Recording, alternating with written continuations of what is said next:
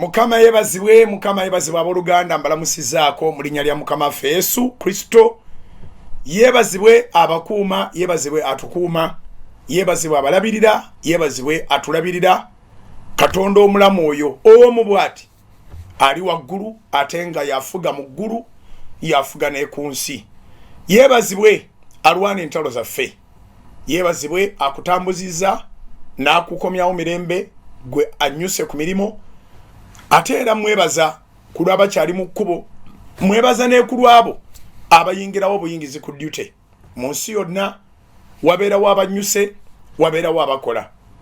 Si bweru wokka, ne mu Uganda abasawo kati bayingira buyingizi abali ku night shift, abakuumaddembe bayingira buyingizi, aba hotels bayingira buyingizi, ate ab'emisana banyuse.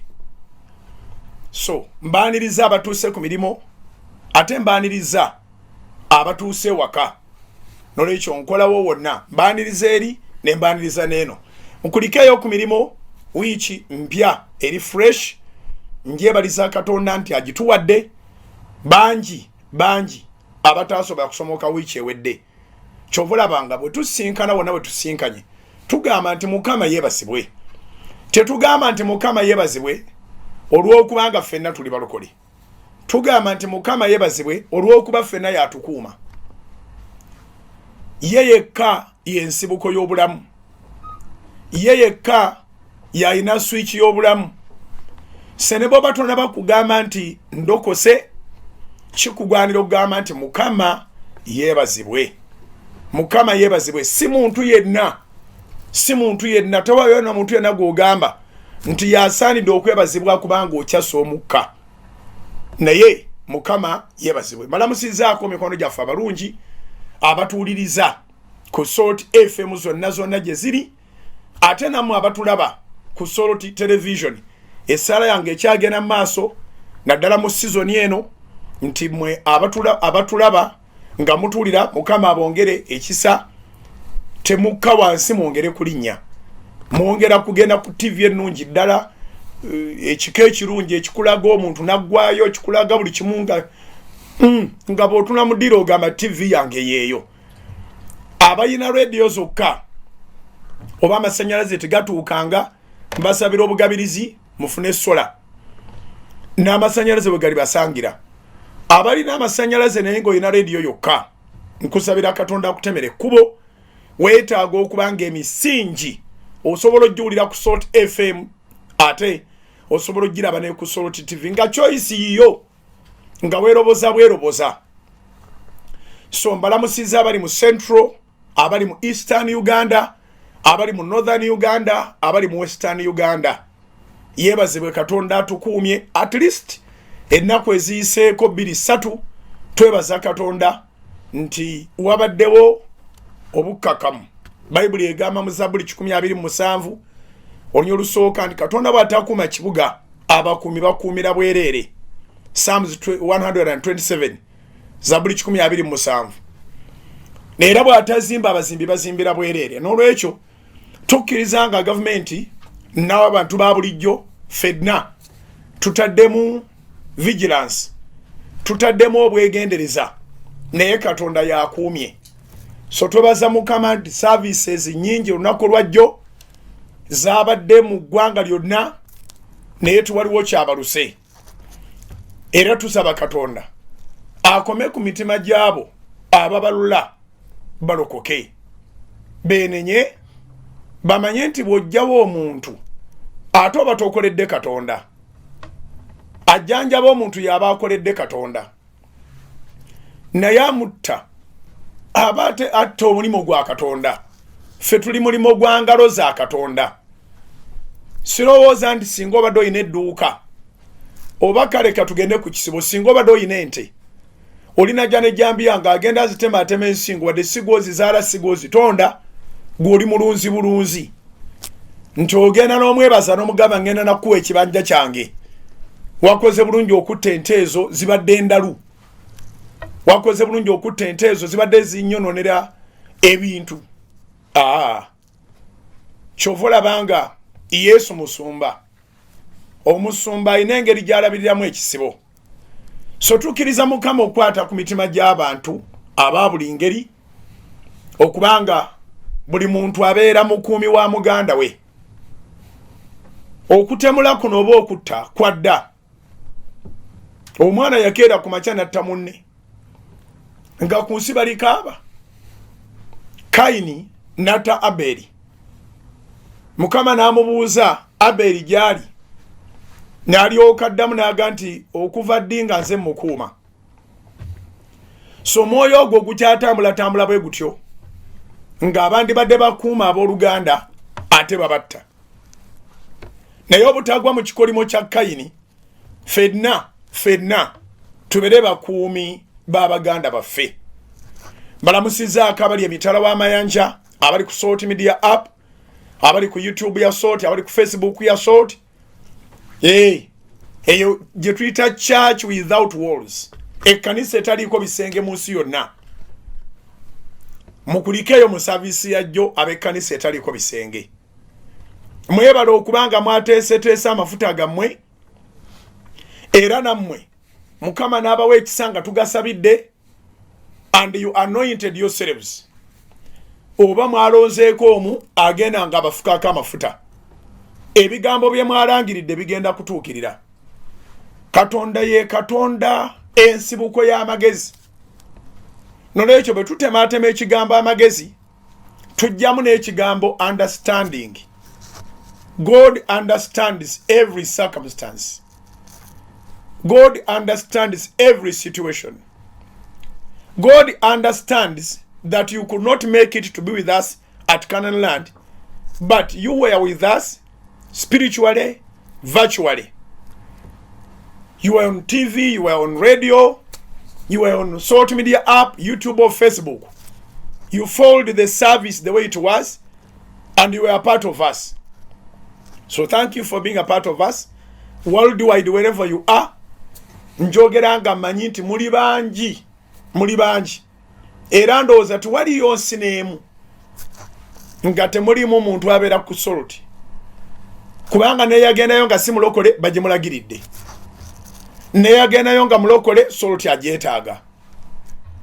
So mbakuliseyo mu saavisi olunaku lwajjo abali emitala w'amayanja era mbasabira Katonda akole ku byonna bye mwamusabye. Mbakuliseyo mu saavisi olunaku lwajjo ababadde ku Kanani. Nsaba wa control room ontereyo baganda bange abo ne bannyinaze nga bafukamidde basaba oba ntereyo we baatuulidde ngenda ng'omikisinga nga bw'olabye as long as kyompa kyonna bakiyita kusaba. We baatuulidde ne bawanika emikono we bafukamiridde ne basaba. So tuweeyoko ku ka recap ka service ya Jonga bwe yabadde abo abasobodde okutuuka ku ttaka tukuva erya Kanani. Owa control room nkusabye time ya kusaba either nga bafukamidde oba nga batudde bawanise emikono we bayimiriridde nga basaba bw'obanga n'osobola ffe tugenda kukwasa kakati abali ku TV oberenga otumikisinga abali ku TV oberenga otumikisinga tuwe kukusaba tuwe kukufukamira tuwe kukutuula ne bawanika emikono tuwe kuyimirira obanga still records zo ziri mu order still otuwe ne ku kaseera ako kubatambulamu nga mbasaako amafuta.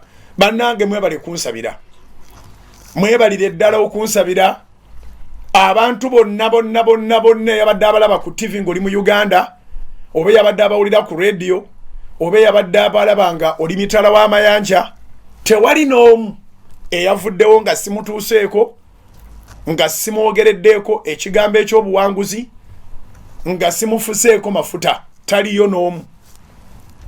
Era mbeebaza olw'obukkakkamu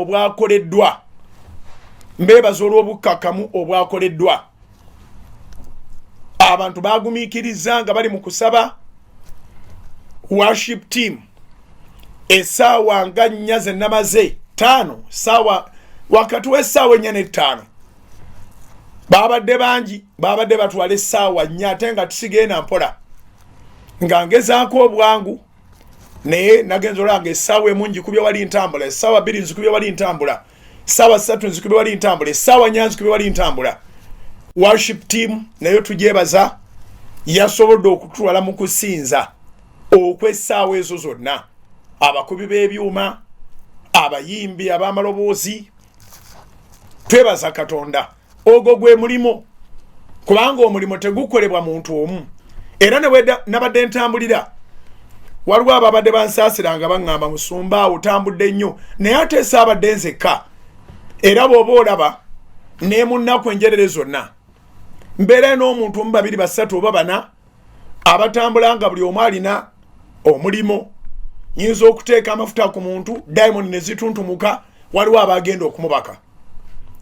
Ate nga tutambula ecupa esobola okwerookinga, jjukira tunyiga bunyizi bwe tuti. Ecupa esobola okwerookinga, mba njagala lyagi nzijjeko mangu, oyo abeere ng'atereza ecupa eyo, akabomba kafaako, ate omulala nsimbe akalala. Gasobola okuba nga gaweddemu, ng'ate neetaaga wayina ecupa gye twamaze edda okudedikeetinga, ajjuzeewo ateekemu amafuta amalala. So mu byonna twebaza Katonda nti tukolanga ttiimu, era omulimu gutambula olw'ekisa kya Katonda. Twebaza Mukama nti ate nate tulina solidarity eyewuunyisa. Tulina solidarity nammwe abakkiriza abali mu Uganda n'abali ebweru. Tulina solidarity ng'abaweereza. Olaba nga tutambulira mu same accord, same spirit. Omwoyo omu, Katonda omu, omulokozi waffe Yesu Kristo omu. Era ndowooza abajja mu kiraba nti okwanirizibwa kulungi, buli kimu kitambula bulungi. So generally service zibadde nnungi from Monday. Service zibadde nnungi from Monday. Nsaba owa control room atumixingire wakiri ne bwatandikira ku Wednesday. Atumixingire atulage service nge gudda akaleka ku Wednesday. Mu anointing service nga bwe yali. Atulage service nge gudda akaleka ku Thursday. Anointing service nga bwe yali. Atulage service nge gudda akaleka ku Friday. Atulage nga abantu bateredde ate abatulage ko nga tuba anointinga. Then era nga batumixingiramu ne Sunday service nga bwe yabadde. Naye tatugambangako Mukama kumunoonyeza bwereere. Tatugambangako kumunoonyeza bwereere, wabula atugamba mu ngero 8. Ngenda kwogera nga nnyiriri tebaziteekayo kubanga ali ku Soroti TV, agenda kubanga alaba services nga bwe zitambudde. Engero essula ya 8 olw'e17 n'olw'e18. Bayibuli egamba, Katonda yennyini ng'ayogera nti njagala abo abanjagala, n'abanyiikira okunnoonya balindaba. Njagala abo abanjagala n'abo abanyiikira okunnoonya balindaba. Obugagga n'ekitiibwa biri nange, weewaawo obugagga obw'enkalakkalira n'obutuukirivu. Olw'ekyo mu nsi muno tetulina nnyo bingi bye tunoonya.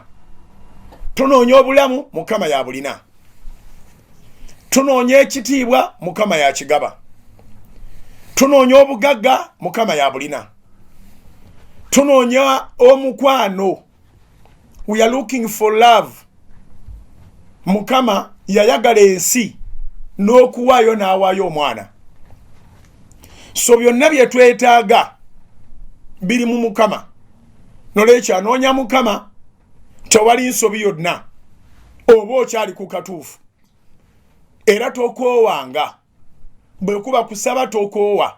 N'olwaleero lwennyini olw'emmande luno tubaddeyo ku Canaan Land, wadde saagala bakulage ku bya saavisi ya leero. Njagala tulabe ziri ze twamaliriza olunaku olwajjo. Naye n'olwaleero tubaddeyo nga tunoonya Katonda oyo gy'otwakaanyiza nti sinsi tuli mu ka sizoni wangi, sinsi tuli mu ka sizoni tetwagala kafiirwamu wadde eddakiika emu. Ne tugamba nti saavisi yaffe abasobola oba ababeera bavudde wala basobola okutuuka ku ssaawa 4 mu lunch hour ku 5. Nze ku ssaawa 5 oba 5 kitundu mba maze okwata akazindaalo. Kaakati weziwerere essaawa 7:02 nga twakirabye mu wiiki yetukubya amabega nti 7:2 service mbadde nga ngimaze eri official nga bolaba nti yajjo yawedde mangu naye ate ne tuvaawo essaawa emu ya kiro kubanga buli omu nabadde nnyina omutuukako muteekeko amafuta nga Mukama bwe yaŋŋamba. So ne tugamba nti sinsi tusobodde okimakinga last week nga ntandika ku kituuti ssaawa 5 kitundu 7:2 nga mmaze essaala ey'amaanyi ddala nga bw'obadde ogigoberera ate n'ekigambo ne tugamba nti ne weeks ezisigaddeyo zonna okumalako omwaka lancawa tuzitambuze bwe tutyo 7 kitundu service eba yawedde dda. So bw'oba olina kyogoba mu kibuga naye ng'oze n'osaba naffe ku Kanani mu lancawa ku ttaka ettukuvu ku Canaan Land 8 obeera watuuse dda mu kibuga okuddamu okwasaganya ekyo kye wabadde ogoba. Obudde tubutandise leero ne tubugezesa ne tubukozesa ng'obwa wiiki ewedde. So tugenda kukola bwetyo Monday no Tuesday Wednesday Thursday Friday nga service etandika bukyaliko naye osobola ogyegattako ku 5 kitundu 6 kitundu ne bw'otuuka ku 7 liri ettako oba weetaaga dirinnyako bulinnya. So bwe tugenda okwatula essaala eyo esembayo nga wooli 7:2 kitundu ne twatula essaala eyo esembayo nga wooli era oba toviiriddemu awo. Nolwekyo tugenda kubanga tussaamu nnyo obudde ekitiibwa oyanguwe okudduka okuddayo ku mirimu kubanga n'amafuta ge twakutaddeko si gaakutuula, amafuta ge twakutaddeko gaakukola. Wabaddewo ekirango kimu ky'essaala nze olunaku olwajjo ne ŋŋamba njagenda nga nkiranga mu misingi era njagenda nga nkiranga ne mu lancawa. Ekisiibo kyaffe ekisemberayo ddala mu mwaka wangi ekisiibo kyaffe ekisemberayo ddala mu mwaka kigenda kutandika ku Manda ya wiiki ejja. Manda ya wiiki ejja zijja kubeera ennaku 29 ku Lwokutaano ziri 26, ku Lwomukaaga 27, ku Sande 28, ku Mande zijja kubeera ennaku z'omwezi 29 tusibule Novemba nga tutandise ekisiibo kya Desemba. Ekisiibo kya Desemba kigenda kutandika nga ennaku z'omwezi 29 ku Mande kiwandiike. Era wiiki eyo yonna esooka egenda kubeera yakwanointinga. Wiiki eyo yonna esooka egenda kubeera yakwanointinga. Nakiwulidde okuva nga 29 3 then 1 2 3 4 5 6 7 meka tujja kubanga twanointinga. Sande egenda okusooka egenda kubeera yakwanointinga. So beera nga weeteeseteese tukigale omwaka tugugale n'ekisibo kyagwo kya nnaku 14 kiritandika ku Mande ng'ennaku z'omwezi 29. Awulidde mu misingi n'omulala mutegeeze marking akalendayo bwe tunaamala okusiibaawo nga 29 okuva nga 29 ku Manda ya wiiki ejja ne tumalayo ekisiibo kya Desemba. Ebisiibo tujja kuba tubigaddewo eby'omwaka. Ennaku ze tweyama mu maaso ga Mukama tugenda kuba tuzikoze. Omwaka gwa nnaku 365 twasalawo awatali atuwaliriza oba atukaka ne tugamba ku nnaku 365 tunaasiibangako ennaku 168. 168 ziwera zitya? Ennaku 14 buli mwezi ezisigaddewo za kulya na kunywa. Yes, kituyamba physically naye kituyamba nnyo spiritually. Era bangi abagamba nti nze ekisiibo ekyo Musumba Bugingo Mukama yakikulagirira ku lwange kubanga buli kisiibo nnyinamu ekyamagero, buli kisiibo nnyinamu ekyamagero, buli kisiibo nnyinamu ekyamagero. Tutambuziza ekisiibo ekyo okuva mwezi gw'omunaana omwaka 2015 wangi tutambuziza ekisiibo ky'ennaku 14 okuva mu mwezi gw'omunaana omwaka gwa 2015 osobola okumakinga ekigambo ekyo. We have sustained the 14 days of praying and fasting since August of 2015. 2015 August ye yali kick off kwe kwali okusala akaguwa ak'okutandika okusasula ettaka lya Kanani.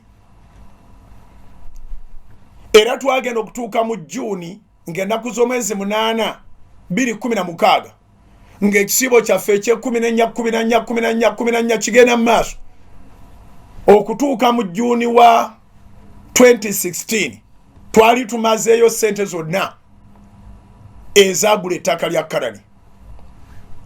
Kati okusimbulawo tuyise mu bintu bingi naye byonna nga bivaawo, kubanga Mukama waffe yatugamba mu Matayo 17:21 nti wabula ekyengeri eyo tekiyinza kuvaawo awatali kusaba na kusiiba.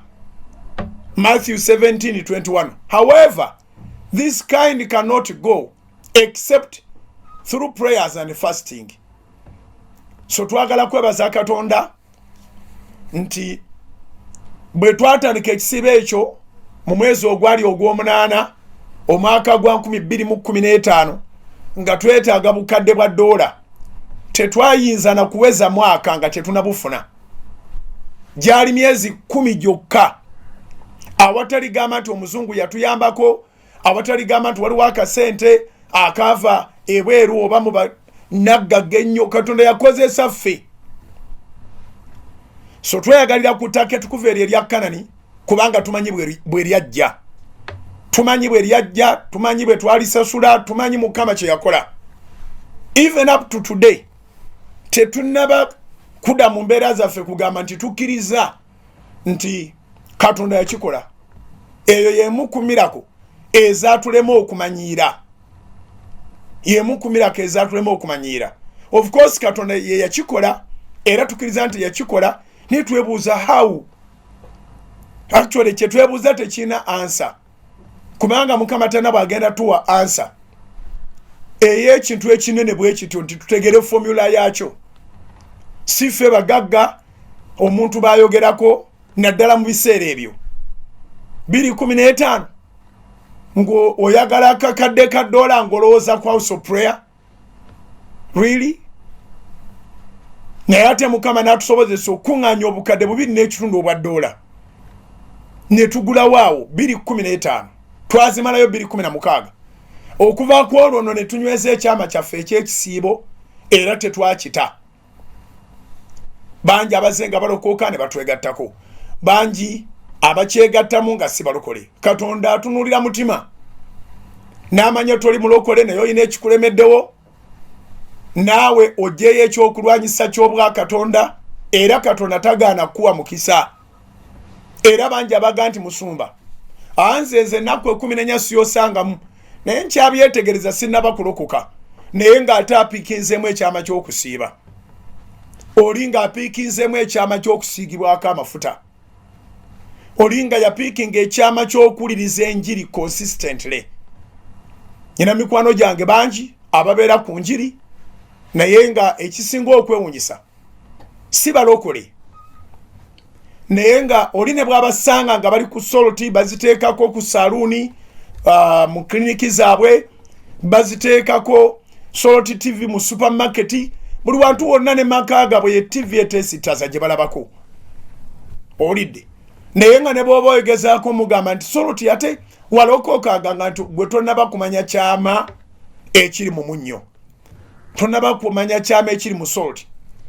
So mbatumiddeko baganda bange ne bannyinaze in all walks of life, abeekuumira ku salt, abajagala, abagoberera ensinza n'ensaba yaffe era ne mubeera kitundu ku ffe. Weewaawo si mu byonna naye mu bimu nga googa nti amafuta sigasobwa, nga googamba nti okusaba n'okusiiba okwo sikusubwa. Era nga ne ku Kanani ojja Kanani wabyafaayo nti it's a free entrance and it's a free exit. Kana ni sikomera. Kana ni kifo kya Katonda. Nyumba ya Mukama. Takatukuvu nga lya Mukama. Nolwekyo omuntu yenna abeera waddembe okujja teri akuba ku mukono. Era omuntu yenna abeera waddembe ogamba nti nze bena linjagala obyaggwawo ngenze. Tewali akunyiigira. Tewali akuyombesa. Bangi ababaddewo ne bavaawo. Bye baali baagalawo baabifuna. Teri kintu kibi nga kubeera mu kintu. Naye ng'ate kye wali oyagala wakimala dda. Kati obeera ogenda kukyankalanya bukyankalanya. Okitegedde? Nolwekyo abaatuukawo ne mufuna ebyammwe tubeebalizaako Mukama. Abagamba nti naye nze ate ndi lifetime member of House of Prayer. Nze saayagalawo bintu byokka era njagala n'enjiri yawe era mmanyi erintuusa mu ggulu. Nabagamba church gye weesiga oba essinzizo kyemba njogera. Essinzizo lyonna lye weesiga oteeka okakasa nga weewali ekkubo erikutuusa mu ggulu. Emigaso gy'essinzizo kukubudaabuda. Emigaso gy'essinzizo kukujjanjaba. Emigaso gy'essinzizo kukuyimusa. Emigaso gy'essinzizo kukupakira maanyi. Emigaso gy'essinzizo kusinzizaawo Katondawo. Kutendererezaawo Katondawo. Kwebalizaawo Katondawo. Emigaso gy'essinzizo kufuna bwesige mu Katonda. Nti mulamu waali eyakutondera yatutonda ffena era akola. Naye omugaso ogusingira ddala nze gwe ndaba. Omugaso ogusingira ddala obukulu. Ero lyekkubo erikutuusa mu ggulu. Ero lyekkubo erikutuusa mu ggulu. Byonna byonna ebisigadde ebikolebwako bya ku nsi. Essinzizo buli lunaku lyongera okukakasa vizayo. Essinzizo buli lunaku lyongera okukakasa ebisaanyizo byo ebyokusikira obulamu obutaggwaawo. Bw'olabanga essinzizo terikyakukakasa kusikira bulamu butaggwaawo tosiibulanga na kusiibula. Kubanga tolina abantu bangi b'oligenda nabo mu ggulu. Mu ggulu ogenda bw'omu bw'oti. Kibi nnyo okubanga weesiba ku bantu ng'ate okugenda mu ggulu kwa muntu omu. Ngambye kugenda mu ggulu. Kale katugambe nti ndowooza tuliyita eggulu nti bw'otuuka eyo gy'osanga reception. I'm just imagining. Ne bagamba nti munnange nno awoobadde twakugamba abantu bakugamba wafuna ababaka bangi abagamba naye awo wabula. Naye n'ogaana okuwulira kati genda mu geyeena. So oteekwa okuba nga tewekkiriranya kubanga obulamu obutaggwaawo bwa mirembe na mirembe nga ne geyeena bwerebereyo emirembe n'emirembe. Nolwekyo awantu abatakutuusa mu ggulu towaawo biseera byo. Abantu abatakutuusa mu ggulu towaawo biseera byo. Oteekwa okakasa nti awo w'okuŋŋaanira weewali amadaala agakutuusa mu ggulu. Ofunirawo ebiva mu ggulu ate nga nawe oligenda gye bibadde biva. Alozias Bugingo gegange programu emisingi bwetyo bwetambula olunaku olwaleero lunaku lwa Mande. Njogedde byenjogera byonna nga ogenda maaso n'okubanga olaba services nga bwe zitambudde ezibadde za anointing service nga sinawumula era bagira bazikulaga naye kyengamba nga sinawumula kitundu kisooka eky'emisingi.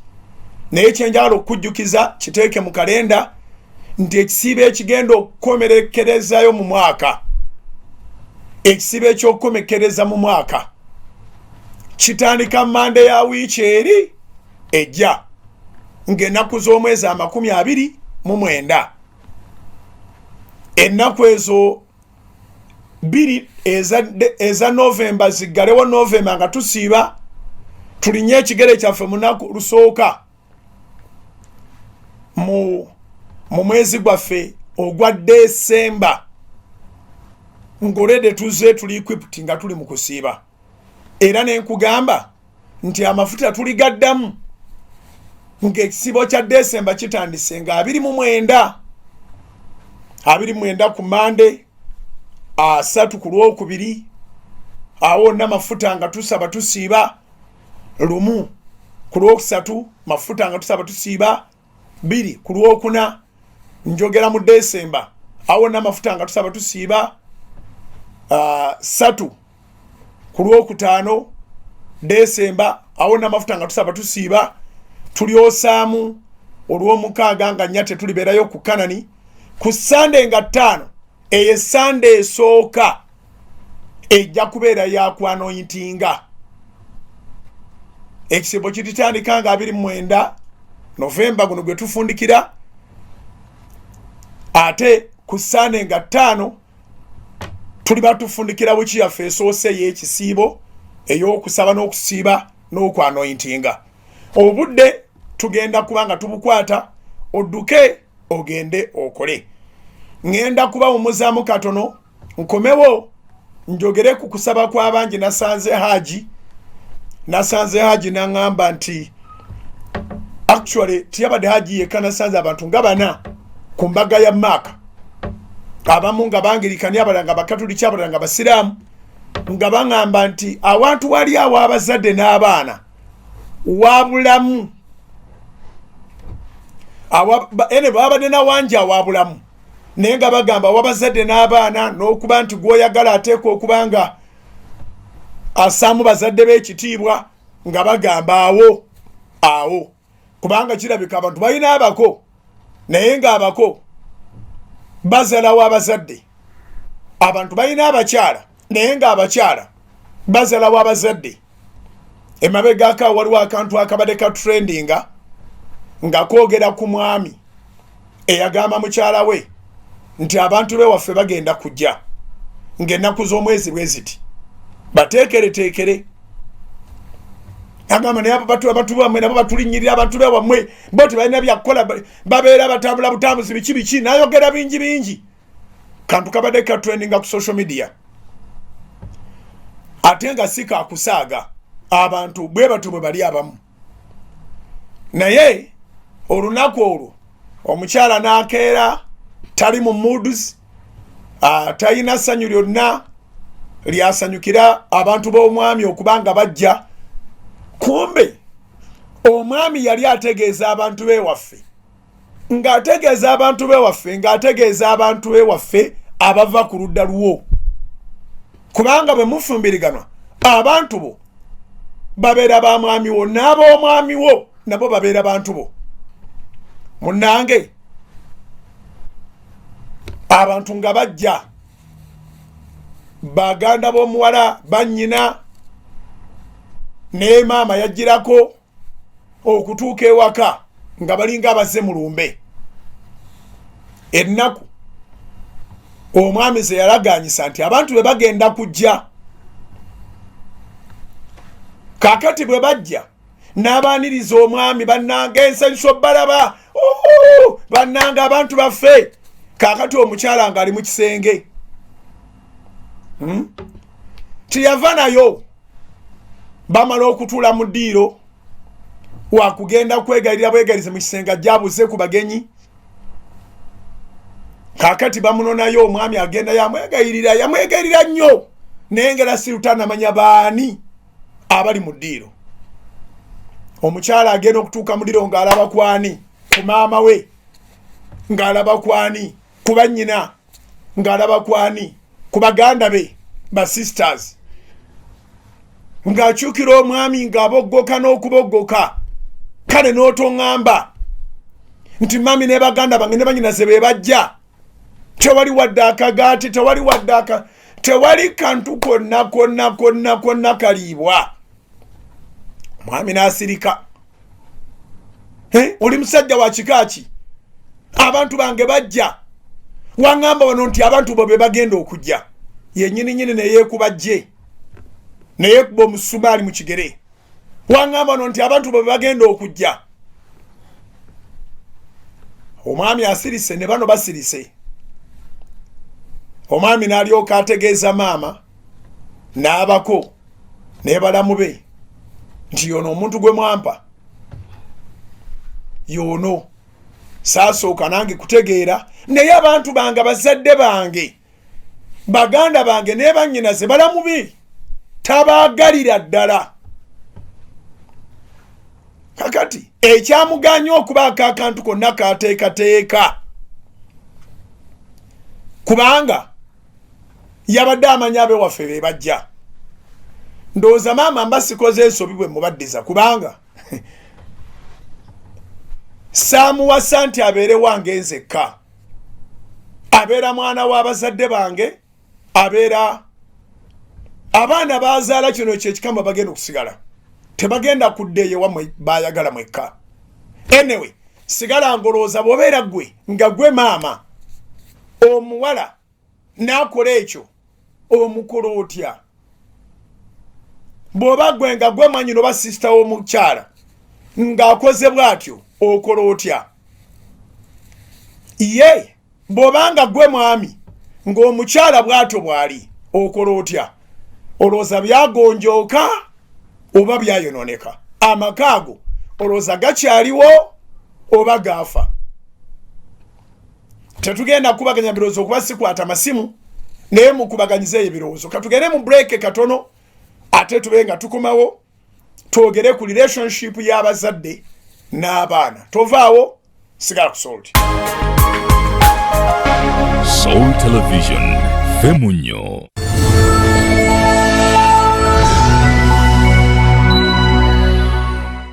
Erinnya lya Mukama Yesu Kristo lyebazibwe Katonda tukolera byonna bwe tutandika okwogera Katonda byatukolera tusiibawo ne tusulawo ate ensi netuuka okugwawo nga tukyabyogera nolwekyo tumuwa ekitiibwa tumuyimusa era tumugulumiza Mukama yebale kubakuuma ate yebale kutukuuma yebale atuyisiza mu buwonvu n'obugga yebale atuyisiza mu bisenyi mu nsenyi aseetezezza ensozi mu maaso gaffe n'okusingira ddala yebale okutukuuma nga tuli balamu yebazibwa atuwadde ekirabo eky'obulamu ekitaliiko dduuka yonna gy'ogamba nti eno gye batunda obulamu in other words bangi abalesse ennyingi abandi badde basobola okugenda ne beegulira obulamu naye Mukama atuwadde obulamu tumwebaza mbalamusizaako mu linnya lya Mukama Yesu Kristo omwana wa Katonda omulamu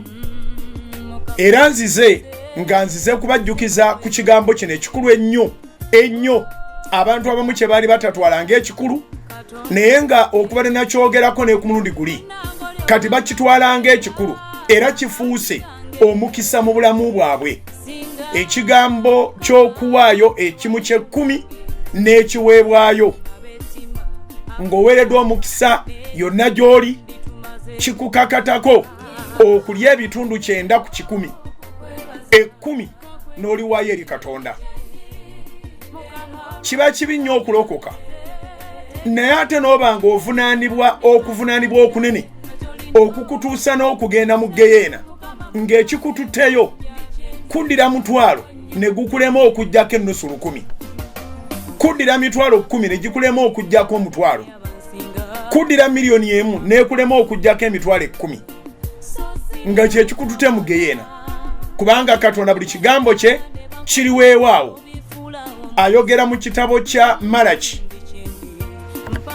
essula 3 okuva ku lunyiriri olw'omunaana okutuuka ku 12 nsaba bazituteereyo ku TV abali ku Soul TV basobole okuba nga tusomera wamu ebigambo bino bitegeere obinnyonnyoke era obitambuliremu kubanga ekigambo kya Katonda si kyakuwulirwa buwulirwa wabula kyakuwulirwa na kukola yes kale batuteereyo Malaki 3 okuva ku lw'omunaana okutuuka ku 12 Bayibuli egamba bweti omuntu alinyaga Katonda naye mmwe munnyaga nze naye mwogera nti tukunyaga tutya munnyagako ebitundu 10 n'ebiweebwayo mukolimiddwa ekikolimo ekyo kubanga munyaganze eggwanga lino lyonna muleete ekitundu eky'ekkumi ekiramba mu ggwanika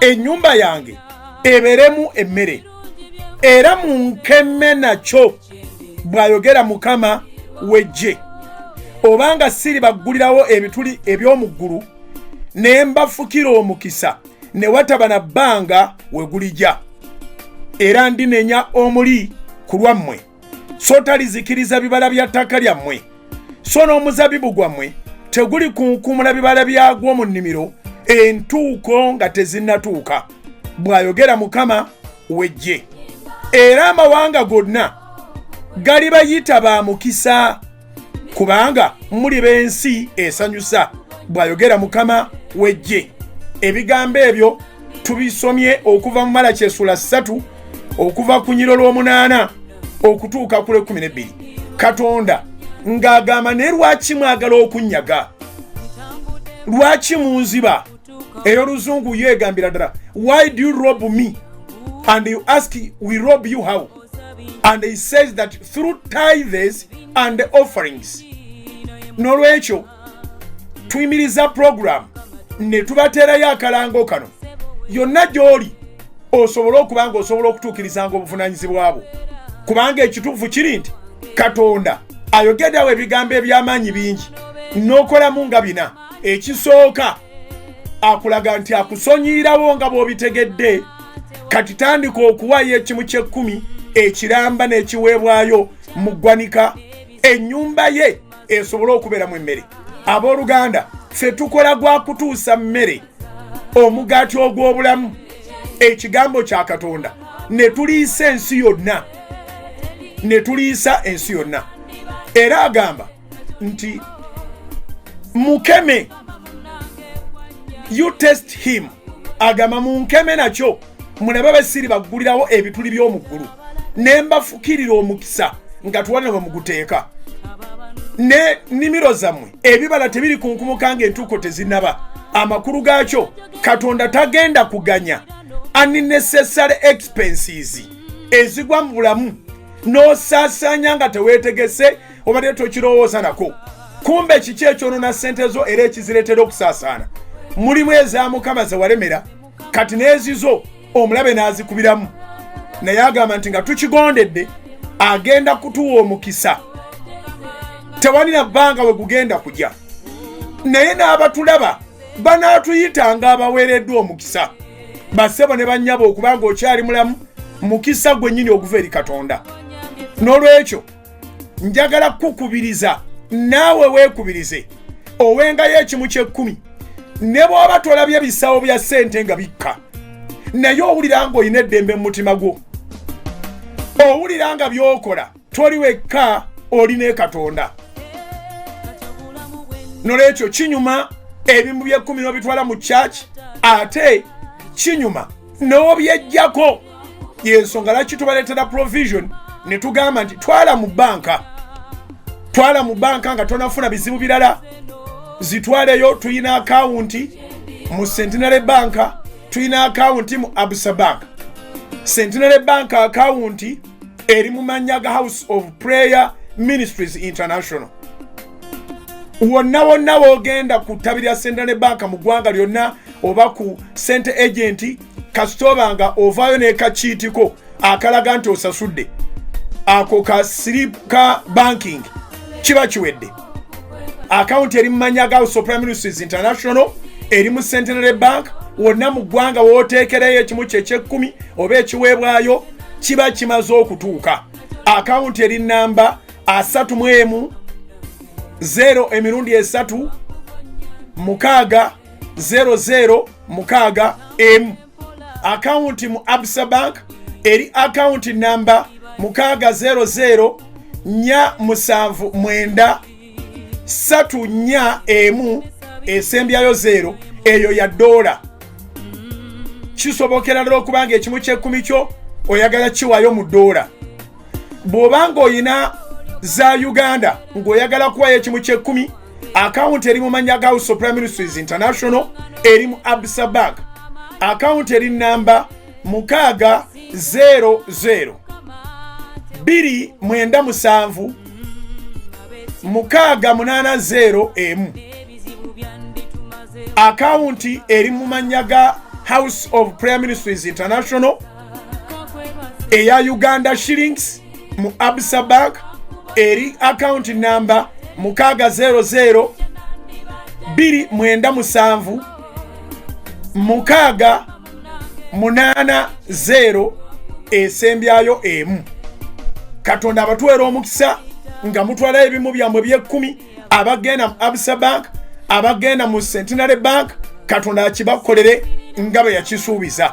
Agambye nti tumukeme nakyo tulabe bw'ataatuggulirewo ebituli by'omuggulu ne wataba na bbanga omukisa gw'anaatuwa we tunaaguteeka n'amawanga gonna ganaatuyitanga abaweereddwa omukisa. Mbasabira mwenna mu linnya lya Mukama waffe Yesu abawulira ekigambo kyo ne kiyingira mu mutima gwammwe ne mugamba tunaasigazanga ekyaffe ekya Katonda katukiweeyo kubanga twagala omukisa mu nsi ate twagala eggulu twagala okusikira obulamu obutaggwaawo ate nga tukimanyi nti ababbi n'abanyazi tebalisikira bulamu obutaggwaawo.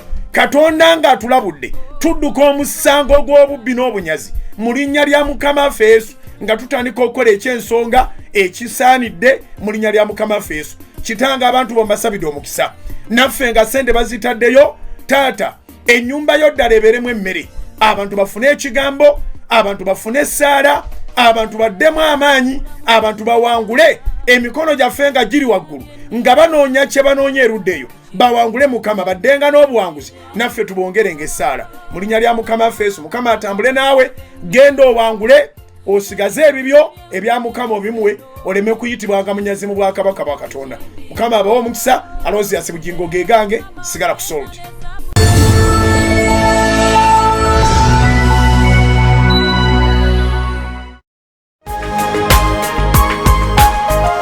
Soul Television Femunyo ikeyo mukulikireyo ddala mu kalango kaffe ako mwebale okukuuma obwesigwa n'ekigambo kya Katonda abali ku bugazi bw'ensi eno yonna.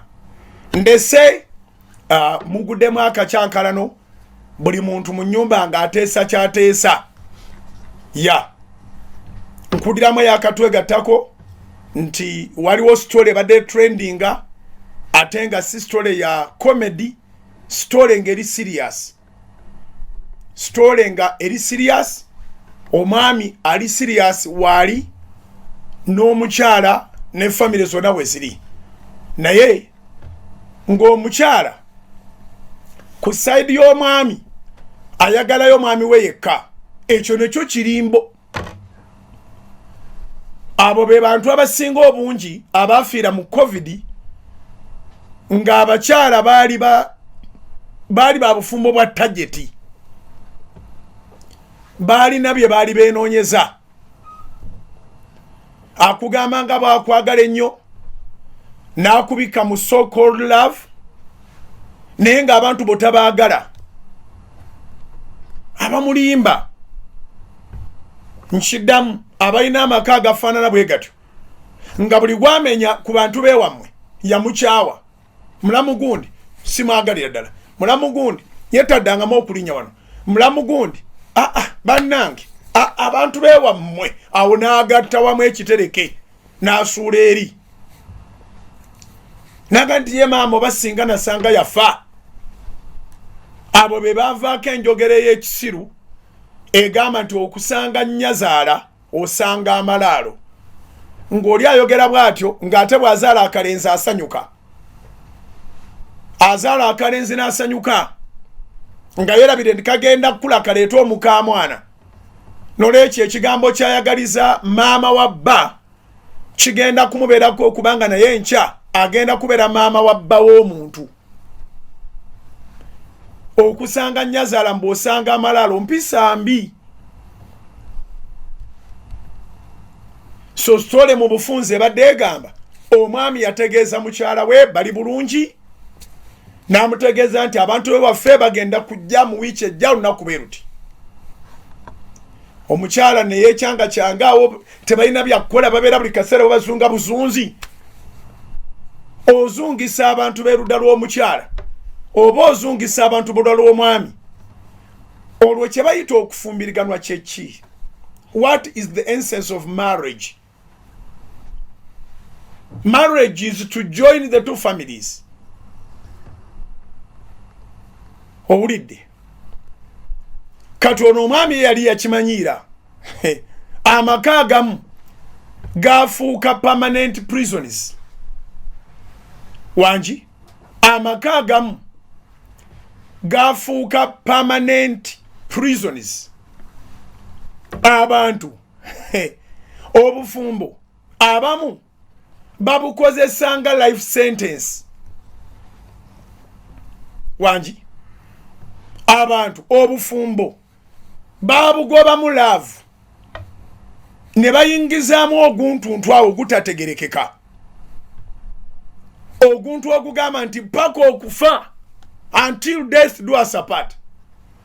Kati eyasooka okulaga kale endala naddala eno kale yebise mu make-up. Kati kala n'ajambulako nga mumaze n'okukola commitment ne mu masinzizo, n'alyoka akubuzanga n'ekibuzo nti ate ogenda kukola ki? Tetwalayira. Mbadde ngamba nti okufa kwe kuli twawukanya. N'akyawa ggwe, n'akyawa abantu bo, n'akyawa mikwano gyo. Emboozi muziwulire eyo ebbali. Pya waagundi. Okubalya basatu walinnyika. Si bantu bwaŋŋanda bokka. Naye n'emikwano gye wali nagyo mu ssomero.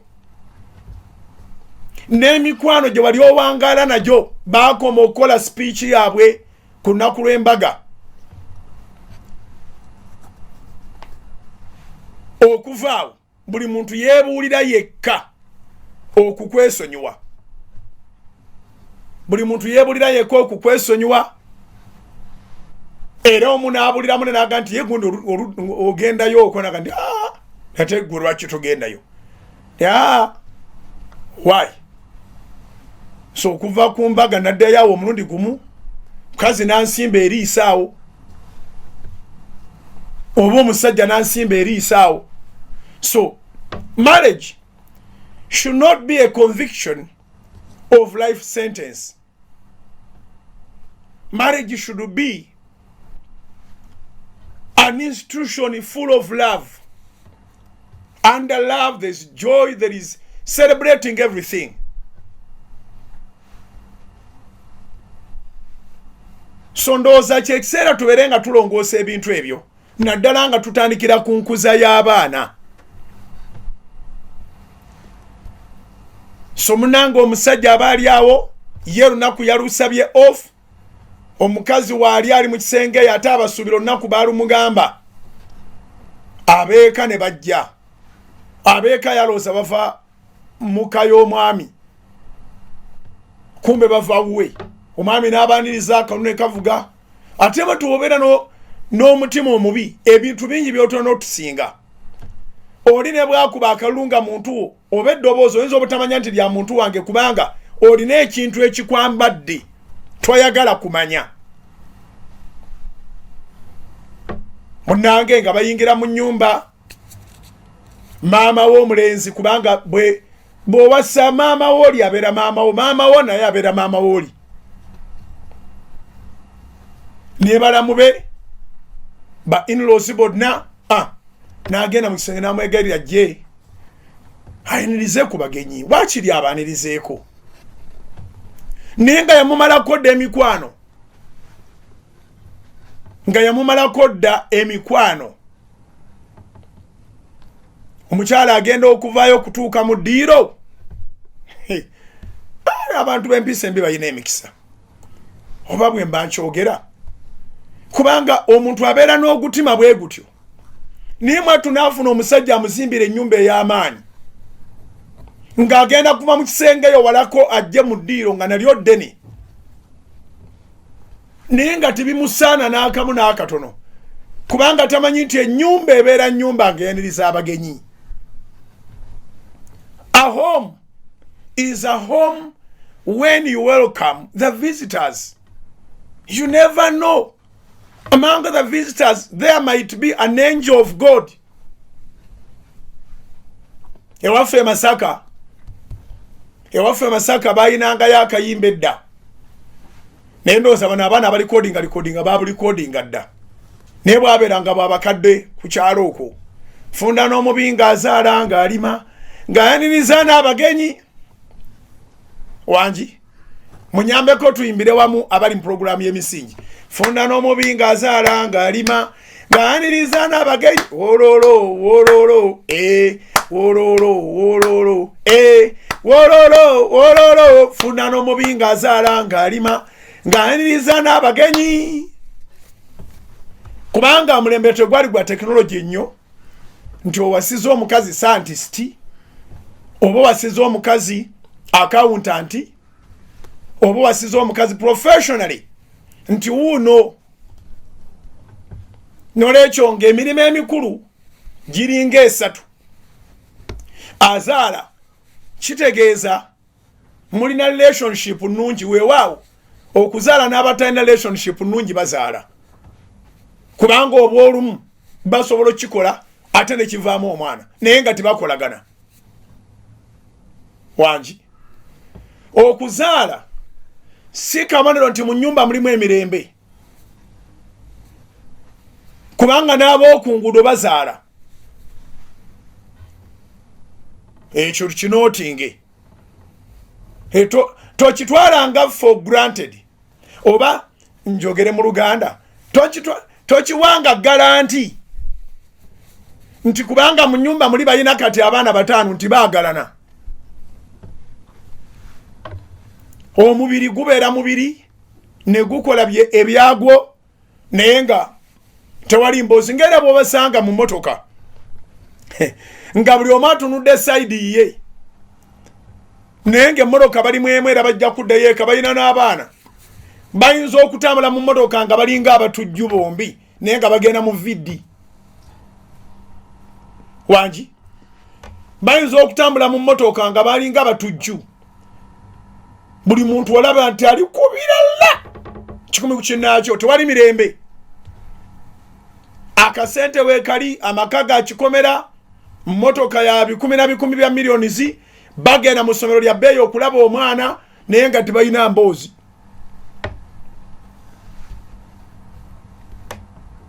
abamu abali ku bugaali omukwano gwabwe gusinga ogw'abayina Range Rover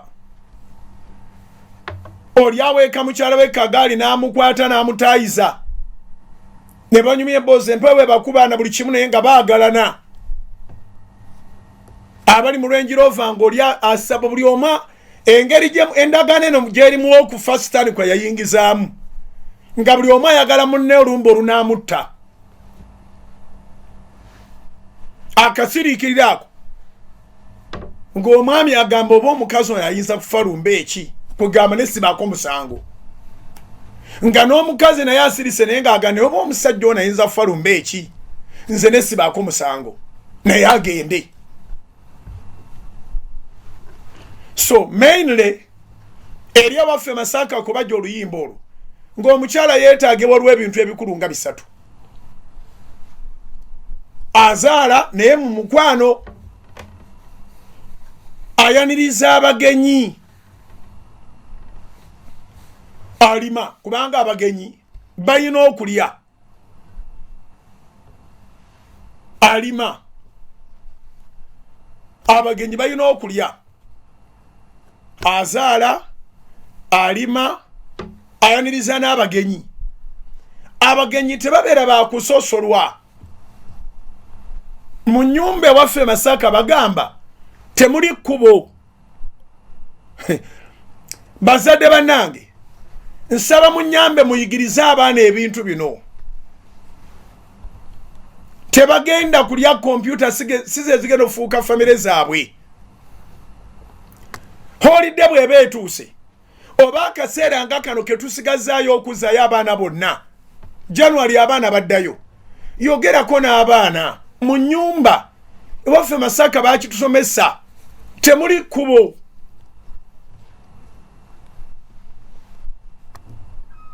oba kikomera oba nnyumba teri mu kikomera naye omuntu ateebera ku mulyango gw'ekikomera asobola okuba nga wansonga bonna batwale nga bansonga onoolabireyo nga mwabaddemu abadde babuze.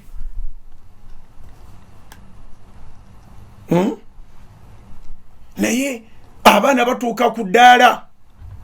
Mukama wange wano omwami Charles James Senkubuge, general manager wa Salt Media, bazanya omuzannyo baguyita Nabiwata, oba ffe twaguyita Nabiwata oba nagwo baguyita Nabiwata. Naye ng'omwana omuwala yafuna ssente, yafumirwa omugagga, naye nga kyasinga obuteetaagira ddala be bakadde abo abaavu. Wangi nga kyasinga obuteetaagira ddala be bakadde abo abaavu. Emizannyo gyayononeka, abaali bagiwandiika baawumula. Kati emizannyo gye tulaba abaasigalawo abagirimu bali mu buwemu, obuwemu obw'ekika ekyewaggulu, nti tebatya kubanga balina omuzannyo ku TV ne bateekaawo ekitanda ku stage. Ne bateeka ekitanda ku stage era ne beebakako ne balaga nti bagenda kwegadanga. Abaana bali ku TV n'abazadde bali ku TV. Era ne bamalaawo ate ne balanga nti mujje tulinayo omuzannyo. Era ne bafunayo abasiru abagenda okulaba omuzannyo ogwo ng'ate bakwataganye n'abaana baabwe, kubanga baabalazeeko ku buseegu obwabadde ku stage nga bali ku TV. Naye emizannyo, it is one way of communicating to the society. When the society is losing way, is getting lost. Kati bino bye mukyusa amanya ba Charles James Senkubuge baali babiwandiikamu omuzannyo. Maama ali eri n'akaguguke ku geeti, omwana gwazze okulaba ye oba ye Max ensi ya Nabiwata, mutuuka kuno n'ogasalako galiko n'osigala ng'oli Max, ye toli Max eya Nabiwata ero teri yali aliwulidde. Maama wo eyakuleeta mu nsi n'atreatingibwanga stranger. Maama we yakuleeta ku nsi n'atreatingibwanga omulalu. Abamu ebyo mubikoze nga mukyalina mu mizigo. Toyagala maama wo, nabagamba ekyanviddeko program eno okuginsaba nti tugyongereko. Nagisabiddwa abantu nga bana nabasanze ku mbaga ya Maaka ku Saturday. Nga buli omu agamba ekyabazadde n'abaana ne relationships zino engeri gye zissaamu ekitiibwa abazadde b'abalala bakikomezza mangu. Actually kyaliko programs 2 zokka. Naye omuntu gw'oli naye mu relationship ng'alabika yeegaana nnyina, gwe takwagala, si gwe wamuleeta mu nsi. Mulina omuntu mu relationship, ekika kyewaabwe akinyumyako bibi byereere, ekyewammwe kinaabeera kiti eky'omuwendo. Ataagala kitaawe ne nnyina okwagala okuli bibiriko okuliko n'empeera, gwagenda kwagala oliko mpeera ki mu ggulu. Tunagattaawo olunaku olw'enkya, kambalekera amawulire ga Salt TV ate ne programs ennyuvu ku Salt FM. Programu emisingi enkya eri mu Gia ndala ne munno omutemyeko. Ekibuuzo kiri nti gw'oli naye mu relationship kati abazadde be aboogerako ki, baganda be ne bannyina aboogerako ki. Ekyo kye kiba kikuwa measurement oba ya district okumanya bw'anaayisa ababo. Either musajja ayogera kikube waabwe oba mukazi ayogera kikube waabwe. Oli bw'akugamba nti taata saagala kumanya, yatuula dda mu ntebe y'obulamuzi n'agusalira Katonda we ow'oku nsi. Yatusuulawo nga tuli ba myezi 2, emyezi 2 wali otegeera. N'akugirayo emisango gya kitaawe gyonna, ate ayinza kusonyiwa kitaawe, gwali kusonyiwa ki? Sigala ku Salt.